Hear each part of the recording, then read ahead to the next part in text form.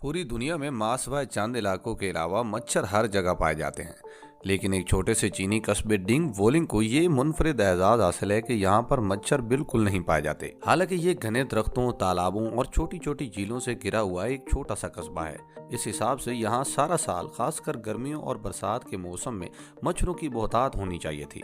लेकिन गुज़िश्ता कई दहाइयों से यहाँ एक भी मच्छर देखने को नहीं मिला। ऐसा क्यों है ये तो कोई नहीं जानता। अलबत्ता मकामी लोगों का ये अकीदा है कि वो अपने कस्बे में मेंढक की शक्ल वाले एक पत्थर की पूजा करते हैं, जिसकी बरकत से ये इलाका मच्छरों से पाक रहता है। अब तक इस बारे में कोई साइंसी तहकीक भी नहीं हुई कि जिससे ये बात साबित हो कि मच्छर ना होने की असल वजह क्या है। ये कस्बा डिंग वोलिंग चाइनी सूबे फौजियान का हिस्सा है और सतह समंदर से 700 मीटर की बुलंदी पर घने जंगलात, तालाबों और झीलों के बीचों बीच वाक़या है, जहाँ बाका नामी एक अकलीती कबीला भी रहता है जो पत्थरों से कुशादा और दीदा से मकानात बनाते हैं, जिसकी वजह से उनको तारीखी शोहरत हासिल है।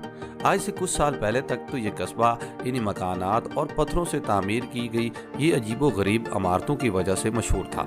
लेकिन आज इसकी वजह शोहरत यहाँ मच्छरों की पुरसरार गैर मौजूदगी है, जिसने दुनिया को हैरानों परेशान कर रखा है।